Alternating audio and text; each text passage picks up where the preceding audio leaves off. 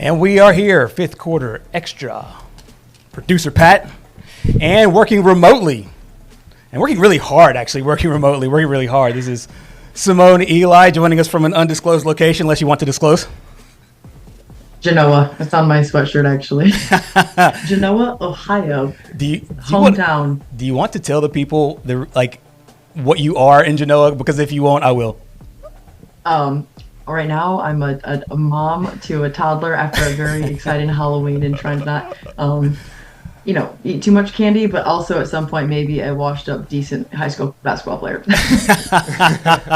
No, she's being very modest, everybody. She is a Hall of Famer at a Genoa, and obviously a phenomenal host here of both fifth quarter and fifth quarter extra. But tonight we're doing a little bit differently. Do a little remix for the last week of the regular season. We have producer Pat here. We got Simone at a Genoa, the Hall of Famer.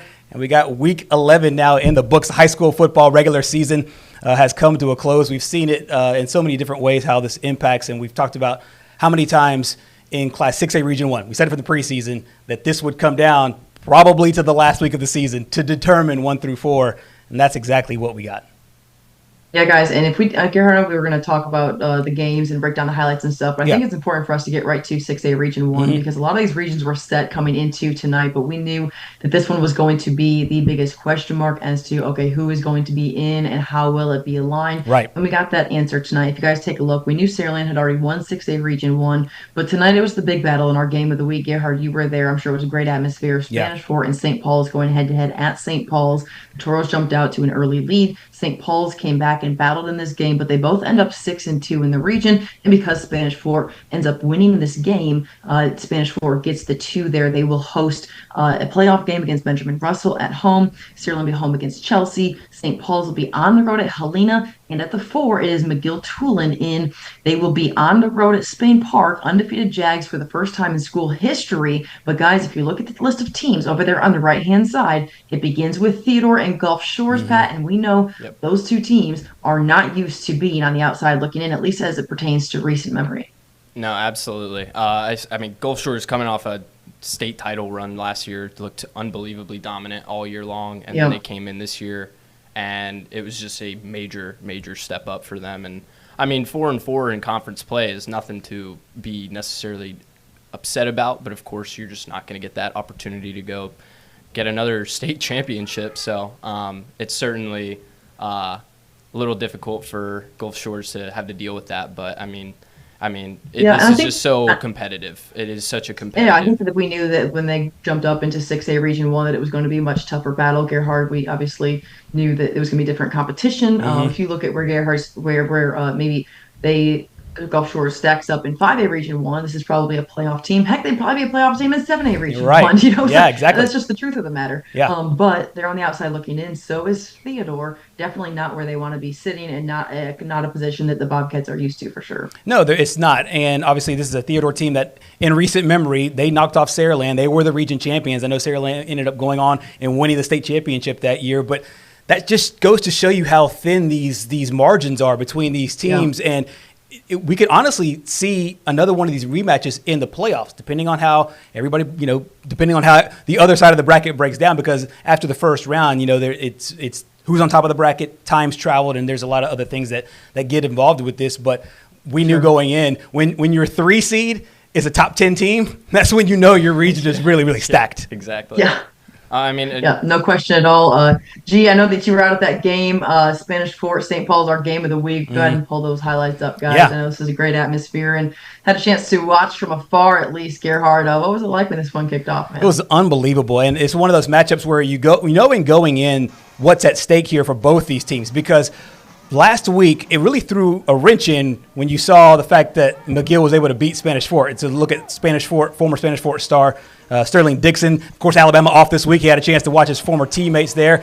This is the physicality of this football game, a big play there by Will Abrams. And then Aiden Schamberger, we've seen him just this entire season be able to do it both ways. He's a true dual-threat quarterback, and we saw it in multiple phases today. I got a chance to talk to Coach Chase Smith right before the game, and he said his guys really handled last week's loss really well, and you could tell in the early goings of this one. Oh, yeah, no doubt about it. I mean, they came into this one with a vengeance, it felt like. Yeah. I mean, they held St. Paul's had -1 yard in the first half. In first quarter, -1. In first half, 1 or 2, depending on one play, if you count that 1 yard. Not a lot is the answer. Exactly. And, I mean, credit to St. Paul's for jumping out in the third quarter and tying it right back up.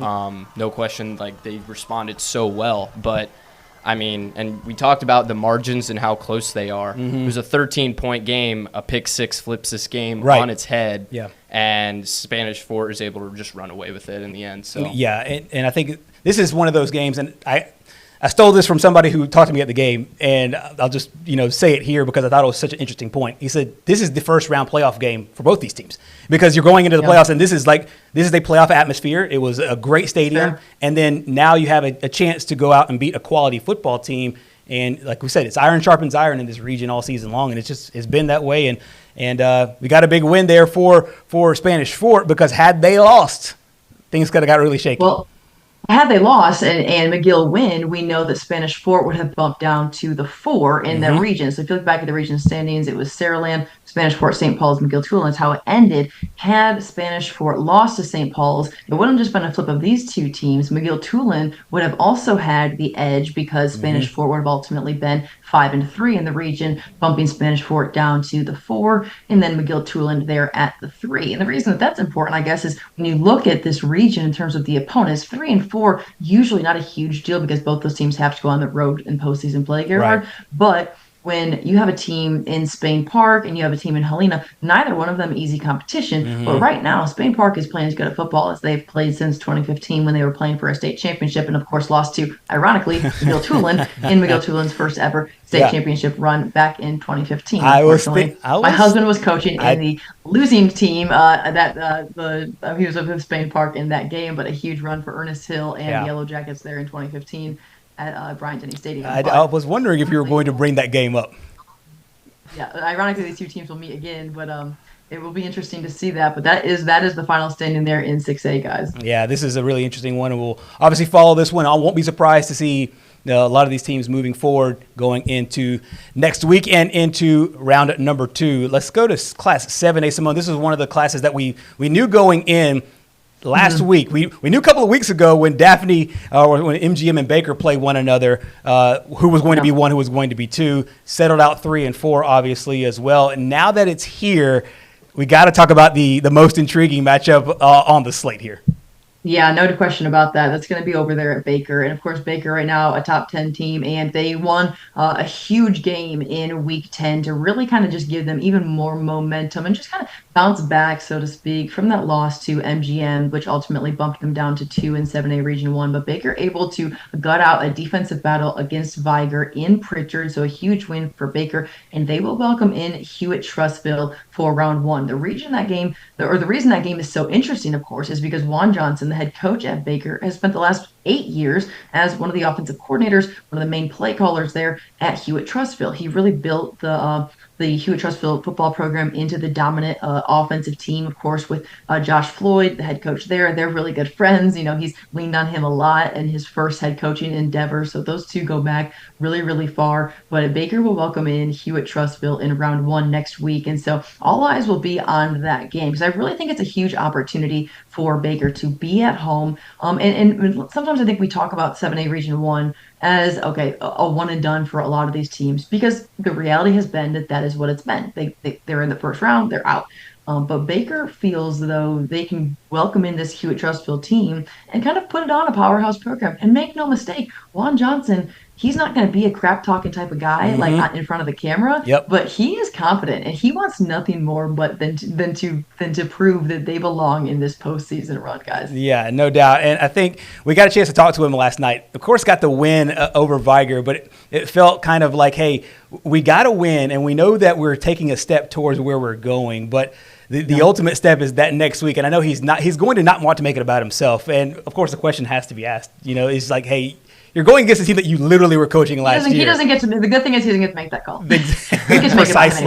Precisely. But Pat, I do think that's a really interesting matchup because for any team with a new coach, new philosophy, not just from a cultural standpoint, but also from a scheme standpoint as well. I think it brings up an interesting matchup, trying to bring what he did at what he did at Trustful down here to Baker. Oh, absolutely. And I mean, all the credit in the world to them. I mean, Thursday night game, that was a great game for a Thursday night game, first of all. And to hold Viger to 9 points. Right. I mean, Viger's putting up it feels like they're putting up nearly 50 points on everybody. Yeah. So to be able to hold them to just 9 on the night, I mean, that and taking that momentum on defense going into the playoffs is going to be huge. Yeah. And all 9 were in the first half. They got the third quarter touchdown to be able to get that 10 points, for Baker to get the 10 points. They shut him out in the second half. So that's really hard to do against this Viger team. Yeah, this Viger team. I do think you have to tip your hat to Viger as well. I mean, this is a top 5 ranked team. I think they were 3rd this week in the polls. And Viger has shown,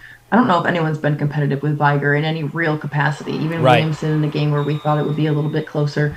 It was a defensive battle, and Williamson was playing their best football at that time too. And so you can see the big playmaking ability here when you just look at these highlights from last night. And obviously, I'm out of town, guys. For those just tuning in, I'm in Genoa, Ohio, but wanted to be a part of. Can't get away from it, unfortunately. I wish I could, but wanted to be a part of it where I could when it comes to the playoff picture. But tip your hat to Viger to keep up with Baker. And Baker's the second biggest high school in the state. Let's not forget that. And so for them to be unbelievably competitive, a winning effort in that game, and then they fall in a close one is really telling for both teams, just from where they are going into the playoffs at this point. And then, of course, we know if we look at some other teams, MGM is going to host Vestavia Hills.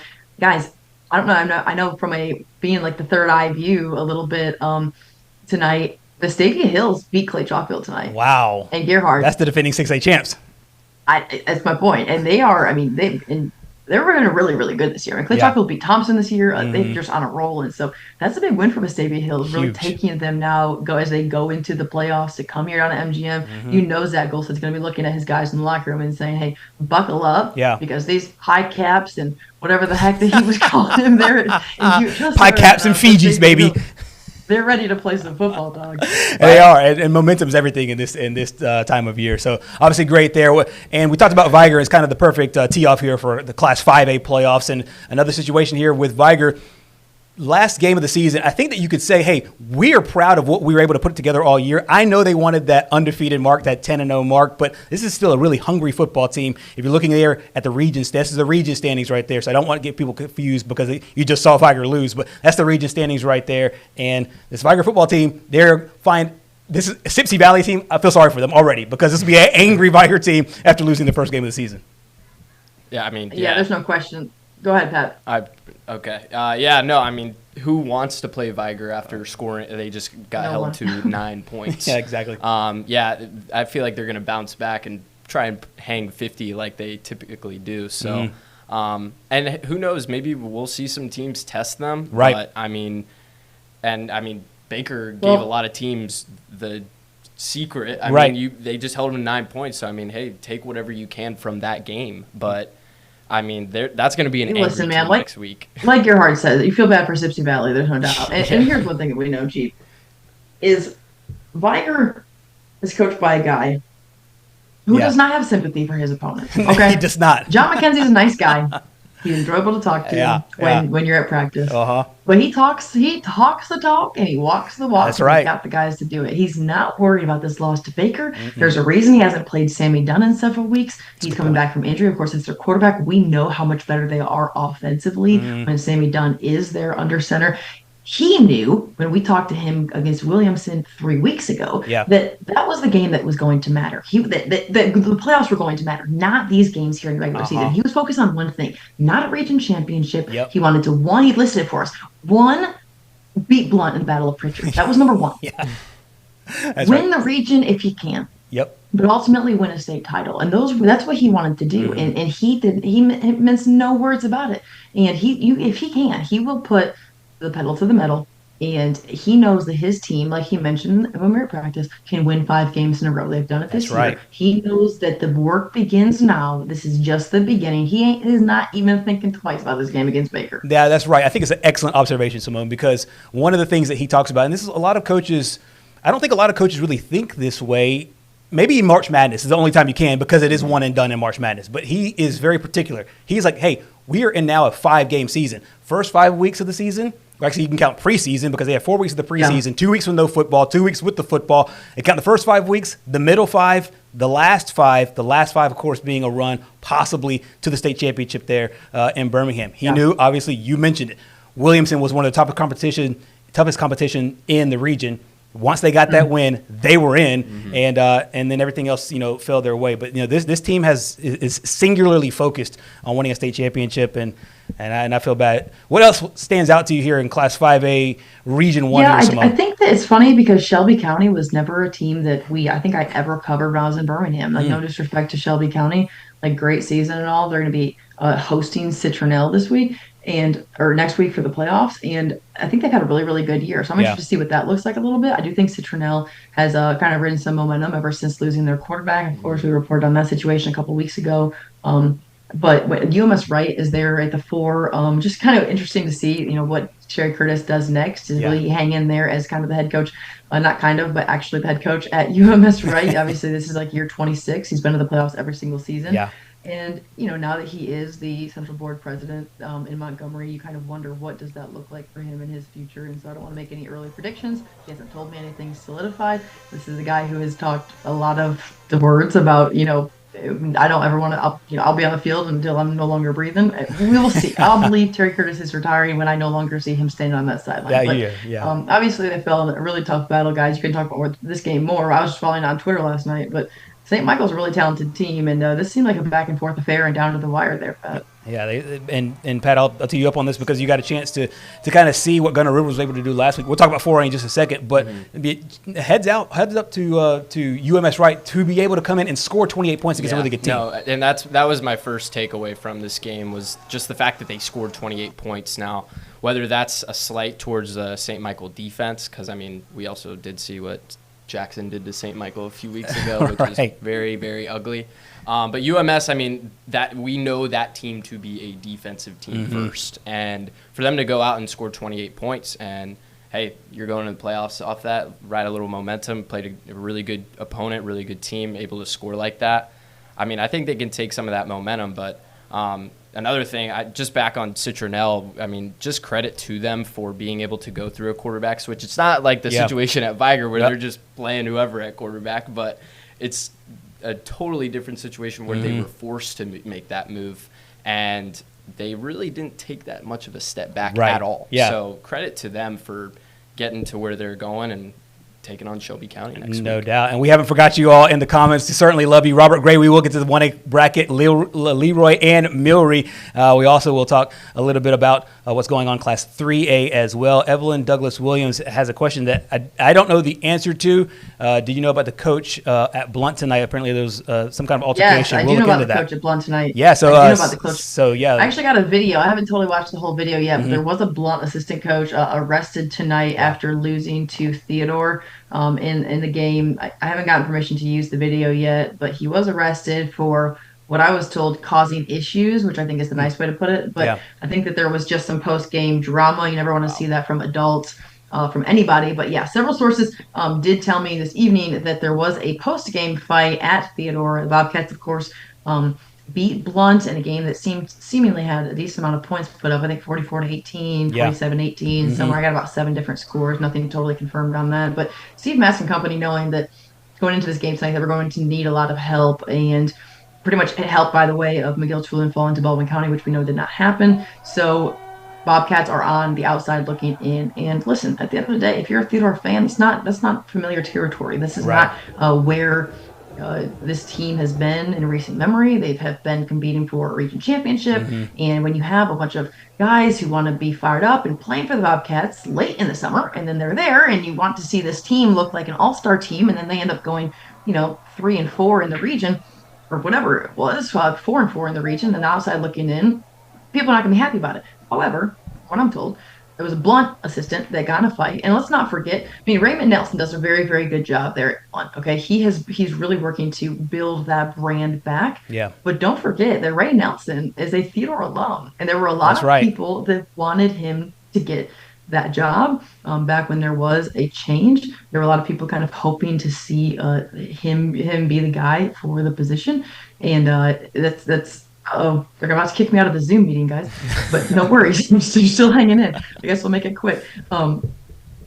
Yeah, I mean, can we start a new one? Lord have mercy. I don't talk a lot, but they're trying to kick, huh?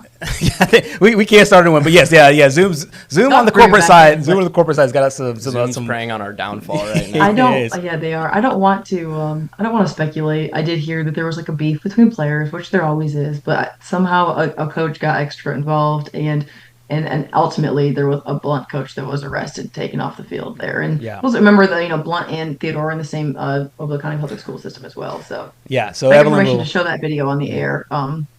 I have to mute some of it, but so we'll get to the bottom of that. But thank you for the heads up there, Evelyn Williams. Okay, let's go now to Class 4A. Obviously, this is one of those regions that we knew coming in, that Jackson being the number one team in the state, and St. Michael from that big win last night that we just referenced over UMS Wright.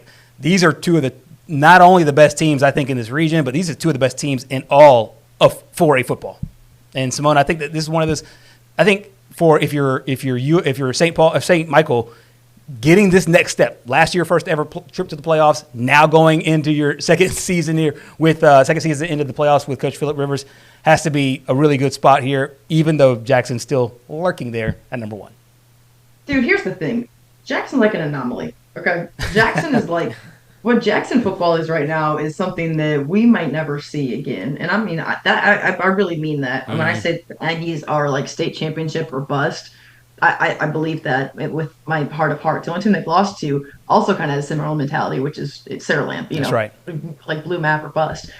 So for St. Michael, even though they did take that loss to Jackson, they have been unbelievably progressing in a way where you don't typically see teams have a trend going just this direction, which is what it has been since St. Michael became a program. And I think that we knew when Phillip Rivers came in and took over that program, and we saw Gunnar Rivers grow 7 feet and gain 70 pounds in a matter of a year and a half and become this, great passer. Like, we knew that they were going to be a totally different program, and that's what they have been under Rivers. And so, I think that St. Michael absolutely is going to go in. I mean, and when you look at the playoff picture, they're going to host Hanley. So being at home is always a huge game. That's cool for that team. It's their first year of having a stadium. That's neat in and of itself. So very, very cool there. Jackson, of course, will be at home against Bullock County, a school I've never heard of in my entire life, to be honest with you. Mobile Christian is on the road. W.S. Neal is on the road at St. James. Orange Beach is out. Yeah, that's a gut punch for the Mecos. That's a significant thing, guys. That Orange Beach being out is nothing. I think they originally thought they were going to be in the playoffs a couple weeks ago, and they're not. So those are the four there. And if you're wondering at home how you see W.S. Neal with a 3-3 record, Mobile Christian with 3-3, and Orange Beach 3-3, it's because of the tiebreaker scenarios. The first one eliminates one of the teams because of the non-region games. That count as your point total. You get every point for every non-region win you get if that team was within 2 classifications of yours. Orange Beach fell out of there, and then it goes back to the head-to-head where W.S. Neal beat Mobile Christian. So just in case you don't know the tiebreaker situation in the state of Alabama, that's it. But that's a gut punch for Orange Beach, although I feel like it's a little bittersweet because they had such a strong season to start out this year. And Pat, I know that Coach Wade Waldrop was one of our Coach of the Week winners. Had a really strong season here in year one. Yeah, I think it's one of those things where it's like, yes, it is gut-wrenching where you do have that same record and then you're still on the outside looking in. Right. But it's one of those things where Wade Waldrop came in, and I mean, you've seen some of those guys on that roster. I don't know what they're feeding those kids, but some of them are enormous. Yeah. Like, it's crazy. But besides the point, I mean, this is year one of Wade Waldrop. Orange Beach is coming, and they're going to be – once they arrive, it's going to be like an arrival, and we're here to stay. I love that, stair-step progression. Exactly. And I think it's probably something similar to what you're seeing now. Obviously, it's different because it's Phillip Rivers, and he's got like 20 kids that he can just put on his roster. But Wade Waldron, he got 10 kids himself, guys. So he had the 20 on his roster. He literally could field an entire offense, and he could just start slinging it. Pat, we got to move on to 3A Region 1. We're about to get kicked out of this Zoom meeting. So, hey, just for everyone's full disclosure, everybody, this is our first time doing this via Zoom, and so unfortunately, they have us in a timeline. Pat would love this was the case all the time, so we could get out of here quicker. Here's a look at in the next 5 minutes and 3 seconds, we're going to talk about 2A and 3A. But if you look at TR Miller, guys, they're going to host Thorsby. Okay, this is 3A Region 1. This was set last week or a couple weeks ago, I guess. TR Miller beat Bayside. Bayside's going to be the 2 there. They were 5-1 in the region. They'll host Hill County. Hillcrest is going to be at Southside Selma, and XL is going to travel to Thomasville, a Thomasville team that has been ranked in the top 10 pretty much all year. So a tough draw for them. But TR Miller, Bayside, the 1 and the 2 in 3A Region 1. Guys. Yeah, this will be a really interesting thing to follow here. And you're looking at the TR Miller WS Neal highlights, the 82nd Battle of Murder Creek. This is a really, really cool move here. The new superintendent for the Bruton City Schools was the guy that dropped in the game ball, but once that game ball was dropped, it was all Miles Johnson after that. He scored a touchdown, 2 touchdowns running the football, a touchdown on a punt return. He's been phenomenal all season long, but this is kind of a rivalry that's shifted one way here, and it's been all TR Miller. And I'll tell you what, if you're watching from Miles Johnson and you're a Florida fan, you're a Florida grad, you got to be happy that he's going to be a Gator. Oh, absolutely. I mean, he's just a football player. Yeah. I mean, he is the physical embodiment of a football player. You can put him probably anywhere on the field, and he's going to find success. Yeah. And that's going to be the case at the next level, whether he's playing running back, linebacker, wherever. Are you a Florida fan for the record? Oh, yeah, he's a grad. Hey, come on now. Come on. There, obviously, the Gators getting a lot of love there with number 32, Miles Johnson, and the Class 3A. You saw the other 2 teams that are in the Hillcrest, Evergreen, and Excel, the teams there. Also, Class 2A, we'll skip over to them really quick. Clark County. Finishing a perfect 6-0, had a tough test. Can we talk about how the top 3 teams in this region are all the Bulldogs? By the way, I was making this graphic. That just really stuck out to me. You know, you're full of observations tonight. We obviously want. Listen, man, it's a very interesting perspective to be on the outside looking in. You miss so much when you're in it. You miss so much when you're in it, but when you're just sitting here with the bird's eye view, you definitely see different perspectives. So yeah, lots of Bulldogs there in 2A Region 1. Tons of Bulldogs. We'll see which ones break through. Clark County obviously had a tough game yesterday. J.U. Blacksher and Washington County there. And then St. Luke's, congratulations to our Zaxby's Player of the Week this week, Turner Tillman, who had a great game against Chickasaw to get that number 4 seed. Chickasaw on the outside looking in. And Robert Gray, you asked for the 1A state brackets. Here they are as far as our local teams, and this is what 1A looks like. Leroy and Sweetwater. Leroy will host Holy Spirit. Sweetwater will host Chickasaw or Choctaw County.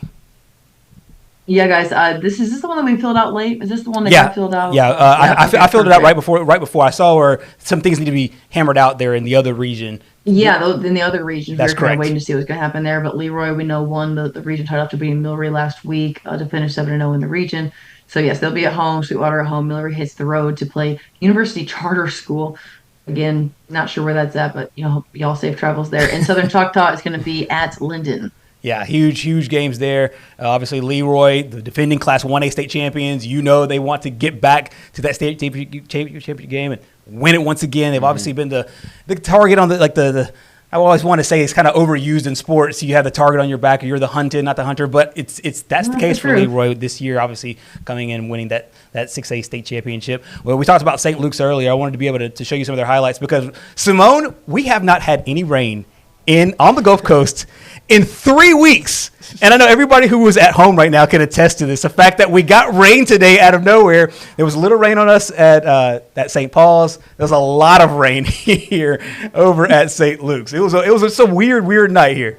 Oh, I mean, that's crazy, guys. Go ahead, Bill. I think even Grant was a little surprised. Our meteorologist tonight was like, I think it's gonna be pretty dry tonight. And then we're like, Grant, we've got some rain and some. Man, poor meteorologists. They're taking digs here on our own show. I think he just wasn't expecting it. I don't know. I don't know if anybody. I trust Grant. I trust Grant with all the weather. It rained out there. Now it didn't rain as bad as St. Paul's. Less than a minute on this thing. All right, So we got through all the video. We had Maury, Alberta, and obviously, that situation there, and we'll obviously take a look out there. But any final thoughts there before you take your red-eye flight back here to the Gulf Coast, Simone? No, can't wait to be back, guys. Playoffs round 1 next week before we're kicked out of the Zoom meeting. We love you. Hope you get back safe, and we will see you all soon. Thank you so much for joining us here on Fifth Quarter Extra. We'll be back next week for the fifth quarter, and, of course, playoff updates all week long. Night.